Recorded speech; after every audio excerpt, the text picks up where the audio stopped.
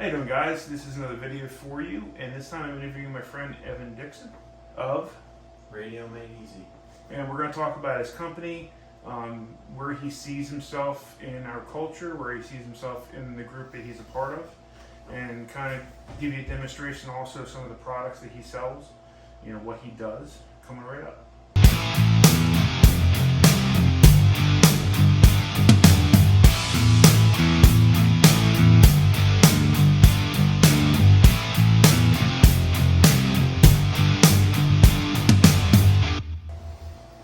Alright guys, so Evan has a company? I do. And what does your company do? Radio Made Easy. So we make it easy to use radios, basically. Try to lower the barrier to entry, help people learn, or help people just get started, whichever path they want to take. Have a little bit of the gear side, a little bit of the training side. Right. Solve the problem for people who are overwhelmed or intimidated or don't know where to begin, trying to fill that gap. Because it very much is drowning for someone that doesn't speak the language. Yep. Like it's like there's many things in a training world that kind of make you very much realize that you do not have the knowledge base that you need to proceed forward on your own. Right. For me, I have messaged Evan many times when I had a question about the radio thing. I took a class with Mike Fior. Yeah. That was my first delve into the radio world. Yeah. And it was a great class. But I was still a fucking retard when it comes to trying to program the radio, even though I tried. Yeah. I managed to get the weather on it, which was, in my opinion, a great success. So my plan, by the way, so again, radio's made easy. So he not only sells the gear, but also now has classes. Yeah, so kind of as you mentioned there, people, basically if you start with the gear, that's where I started with the company, providing a turnkey kit. So the stuff you need to make it work and the programming just done. It's been a great success, sold hundreds of radios to people all over the country.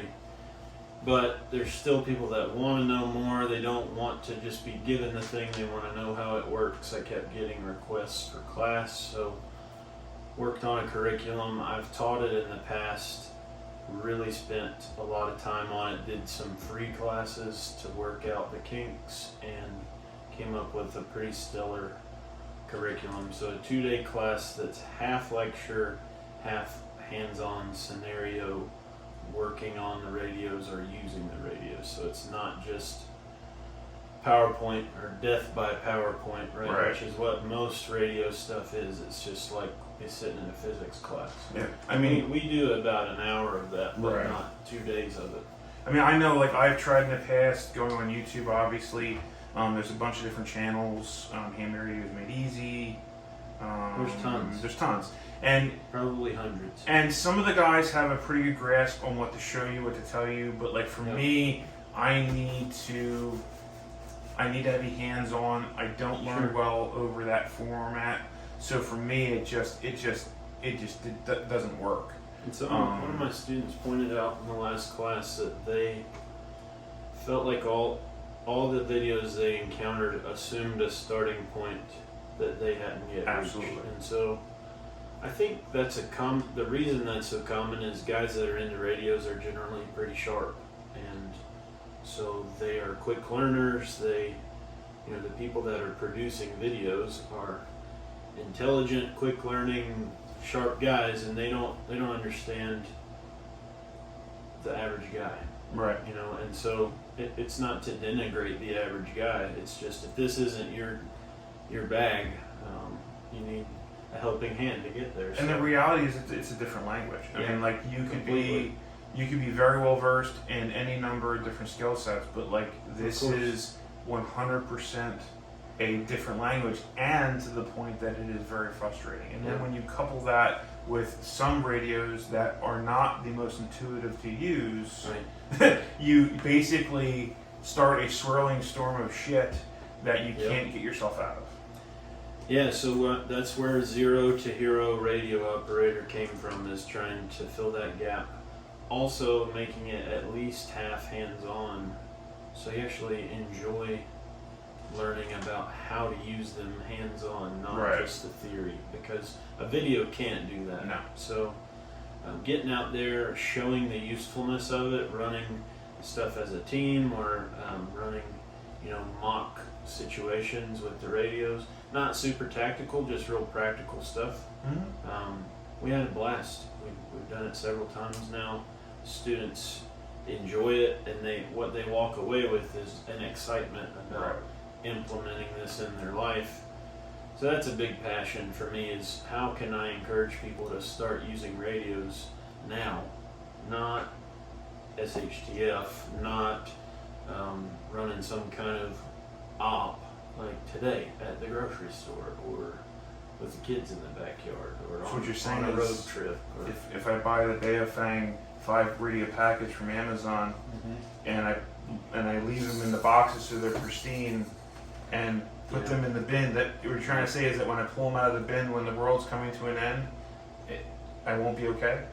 Probably not. I mean, I know you would. Well, I, you know what? I would be fine as long as I can use them as a projectile against anyone trying to come through the front door. I think they would solidly work for that. And maybe with the whip antenna, I could probably beat off a few, soy boy, riders. Sure. I think. Poke some eyes. Right. Exactly. I think that's another inspiration for it, is I kept having these conversations with guys that they already had radios, but they had never taken them out of the box. And so I mean, that was the initial dream, is like, all right, what's stopping people from getting out of the box? It's the programming. So I'll just ship it programmed. And so what do you offer with your packages? so every package is a complete kit. So when you get a radio, it's not just what you can buy on Amazon, it's everything that makes that radio work well. I've handpicked a number of accessories, all stuff you could go get. You really couldn't go get it much cheaper than I'm selling it for, and you're getting the programming for free, if you want to look at it that way.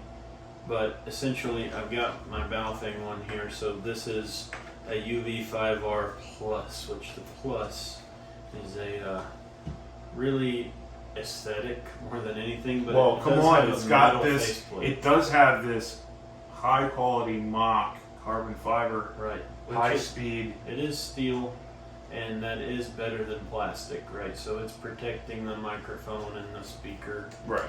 with a solid, like if you dropped it or poked it, you've got 2 drops instead of 1. But cost a couple bucks more than your standard UV5R, but otherwise the radio is just that same radio that you've seen all over the place, right? So from there, we add a BNC adapter. And what's the BNC adapter? So do for you?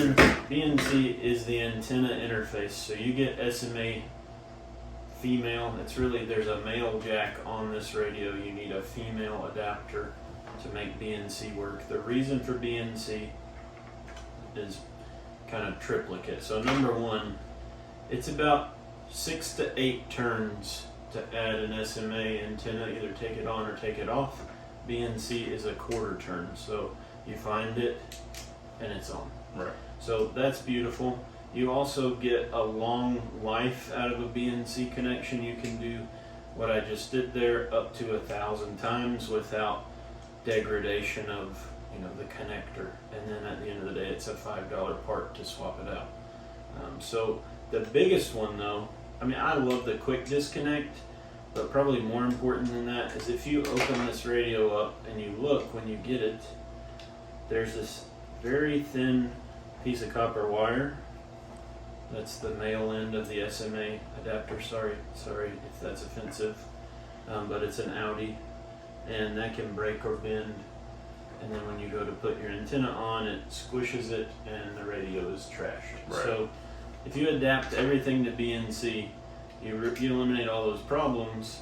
So you're taking a weak point out of the system. Exactly, but then what I love is now, if I only have one kind of antenna to buy, right? So if I run Yaesus, I run ICOMs, I run mobiles, everything, I adapt every radio to BNC. So now it's kind of like Glock mags, right? Like everything takes Glock mags, everything should take, or P mags, everything should take BNC. So that's a key upgrade we do.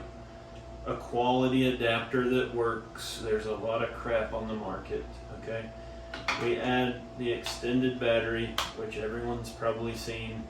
This is not only for added capacity, but for USB charging capability. So Because the cradles suck. right, and the stock battery that keeps the radio small can only be charged on the Right. cradle, which does come with this. But we eliminate that for daily use and go with this charger that has a barrel plug right here on the side. So now I can charge this, in my car, anywhere I can find USB. And then the last thing physically is this antenna. So this is a super elastic signal stick. It's a really long name, but basically this is a indestructible elastic whip that can't really be bent, so it doesn't kink. It always retains its shape, and if it got kinked, you can put it in the freezer and it'll come right back. These are made in Utah by Americans, and these actually go to supporthamstudy.org, which is the best way to study for your ham test if you Right. care about that. So it's kind of a double whammy And on you that said front. you said a key thing there. It's made in the United States. Yep. And we were just talking in the garage, and that's a drive I think I don't think there's anyone in our community that is not driving for that. Yeah, I mean, if I could buy all this stuff, I do buy all my stuff from U.S. suppliers, but all this is made in China, and that's not ideal, right? No. So, they don't really like us. So I'm not necessarily wrapped around the axle about that point, but it is a nice benefit. This antenna, like I said, it's going to work on any other radio, and this antenna costs as much as the radio. Right. It's literally more. And then you sell other accessories that can also connect to the BNC. Yeah, we've got one of my favorite things is a magnetic rooftop mount that attaches here. It allows you to take this antenna and put it on the top of your vehicle instead of needing another expensive antenna. Just repurpose this one kind of for a field expedient vehicle kit. That's super handy. And we carry a roll-up Slim Jim, or sometimes called a roll-up J-pole that can throw up in a tree. Right. So all that's BNC. But yeah, kind of bunch of accessories for this guy. We've got a wearable antenna that can go on a plate carrier or a chest rig. Which is priced You know, phenomenally well, because I Yeah. bought from Disco 32. yeah, If you know about radios, you've been on Disco 32's website, you've bought from Disco 32. yeah, They're one of the go-tos for it, and your wearable antenna that you sold me was 2/3 the cost of theirs. yeah. You And know, it's American made too.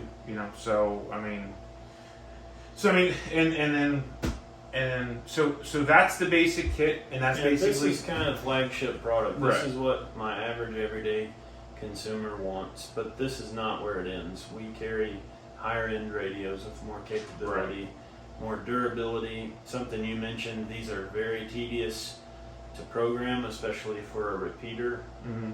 The menu is cumbersome. If you upgrade to a Yaesu, which is what my higher end options are, they have some intelligence built in, so if you're on a certain frequency, it knows some of the repeater information by default just based on where it is in the spectrum, so you don't have to type all the stuff in. And that's really the Glock 19 of these radios. Yeah. Is the ASIC. Yeah, I mean, if you want something that's going to be dependable, reliable, and easy to use, that's the way to go. And the it's one- 3 times the cost. Right. And the one that I got from you is currently sitting on the dashboard of the wife's vehicle. Yeah. You know, I have an SOE Velcro free pouch that fits perfectly, and it Yeah, cool. has Velcro back, and there's Velcro already there for the Easy Pass, and just plop it on there, and Gotcha. it doesn't roll around the vehicle. Yeah. And then you have other portable options. Yeah, so once you get out of handhelds, which handhelds actually kind of suck. It's kind of like a handgun. Like if you're going to go fight, you probably You want a rifle. Yeah, so if you're going to actually try to communicate, it's really important. You want a mobile, Right. which is not this. It's what would be in here, so I don't remember what radio I have in this one.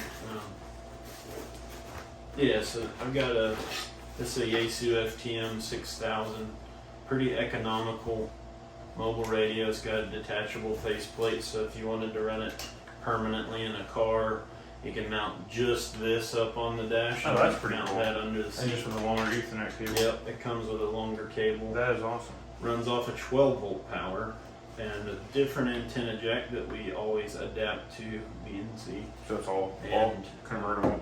I run this in this guy here, which is an exciting new product. So And where is this product coming from? and here's the roll-up J-pole. There you go. So that's the other antenna we talked about. So this is made by a friend of ours, Andrew at Combat Art Training, and this is something we designed together, sitting here at the same table. Basically, it's a radio man pack bag. Mhm. So lots of people have radio bags that aren't purpose built that work okay. This is purpose built. So there's two versions of this. This one is made for a radio of this size. And we make a larger one that fits some of our larger radios called the XL. So basically, it's a 2-compartment bag. There's 2 sleeves that are divided down the middle.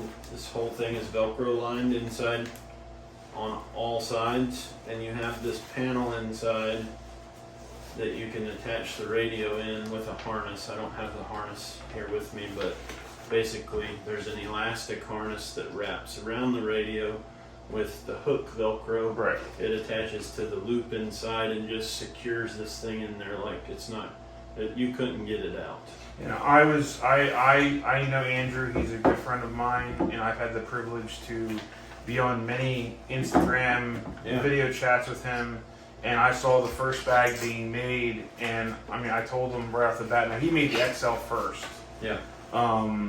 Which I thought the XL, but now seeing this, maybe my mind's changed.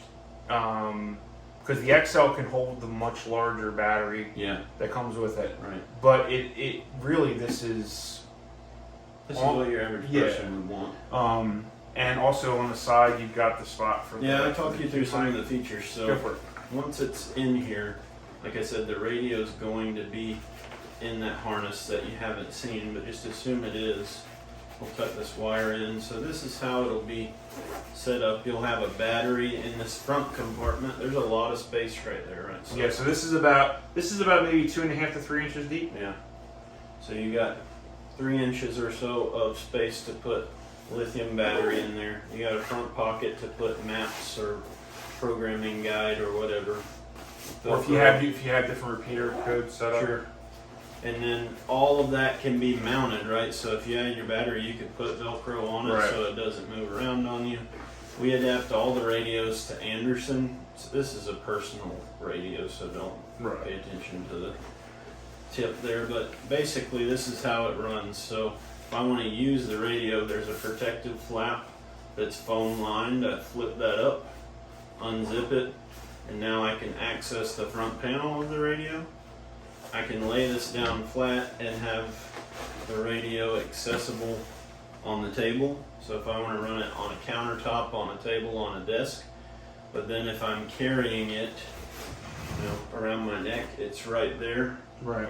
And the push to talk is stored here externally. So one of the things we did was had a pass through on each side with elastic, so I can run wires out of the interior. So only have the push to talk right now, but you're going to need your antenna coming out. Right. You're going to need various other things. And it still keeps it relatively weatherproof. Oh yeah, I mean it's not intended to be weatherproof. You'd have to run a grocery bag over it or something, but I think mild rain you'd be fine. But you've got a lot of versatility. Molly on the back, which the reason we did the Molly is obviously you could attach this to something else, but we're making attachments for it. So if you want to run this on the dash of your car, we make a Velcro panel that you can attach here, so it can just permanently or semi-permanently sit and not move around on you. We make a set of harnesses that use this Molly on the side, so you can strap it around a seat or around a console. Lots of cool stuff, right? We've got a nice grab handle, plus a shoulder strap that's removable. If you don't want to run the shoulder strap, you don't have to. Right. And it fits me, so it's got some length. Really versatile bag. And I mean, like I know, you know, originally, like you had sent me all these mounts for the radio. Yeah. And I kind of resolved myself when he showed me the bag, like I'm going to use the mounts either in the wife's car, but the idea of that Velcro back and then putting male Velcro like on the side of the tunnel next to me with the passenger seat, it'll sit And we perfect. use this in every class. So when I send students out on a mission, like we'll run a convoy of 2 cars, each car gets one of these. Right. And what it does, if it has a battery in it, I don't have to worry about finding a power source. It just has it. Right. Right. So you've got that. If you run you keep this with you. Maybe you keep one of these with you, along with the mag mount. It's all in here. Now you have a 3. It's either desk, hiking, or portable, or vehicle all in one. I need 1 radio instead of 3, so I can spend $1,000 on this setup instead of $3,000 on 3 setups. So not only that, but you could run, you know, 3 of the Yaesus or 3 of the Baofengs out of that, and then you could have 4 people dispersed, and you have, you know, the ability to have higher communications for the group. Yeah. I mean, a lot of the radios we carry are crossband repeat capable, so this could kind of be a mobile repeater. Right. So, you know, So this is kind of something I wanted. Right. So he built something that I want. I'm hoping other people want it too. Well, So. I mean, I think so. I mean, I told him when I saw it, I thought it was fantastic. I mean, and I mean, and like everything else, like you could use this bag for anything, but the idea is that it was purposely built and designed by a guy who listens to his customer base. Yeah. With input from someone that has knowledge on the subject. Yeah. So yeah. And there's nothing like it on the market. There is one other man-pack bag that a great guy that I love, the Tech Prepper, puts together, but it's a lot bigger, and it's basically 2 bags. It has a big kind of papoose on the front. I don't know why, and then he has it set up to run the exoskeleton cage. Oh, I saw that. So that's great, but it's so bulky and heavy. Right. It's like this. We integrate this solution to the harness is in the bag. Right. You don't have to buy a $300 cage for your $300 radio. Not to mention it's probably going to be heavier in the end. It's heavier, bulkier, and I mean, this is not as protective, but what are you really doing with this thing? Are you rolling around with it? Like, if you're going to give it to a squad of Marines, maybe. Right, but most of us, we're going to be somewhat gentle with this stuff. You could drop this, it could be, you know, banged around a little bit and it would be fine, but it's certainly not as protective, but without all that you get a much more compact and lightweight package. So I'm pretty proud of what's come together here. Andrew, you know, made the vision come to life, and he's the real champ on that. But these are available in any color. They're made to order, so you know, if you are they all going to be multi-kintropic? all of yours, I think.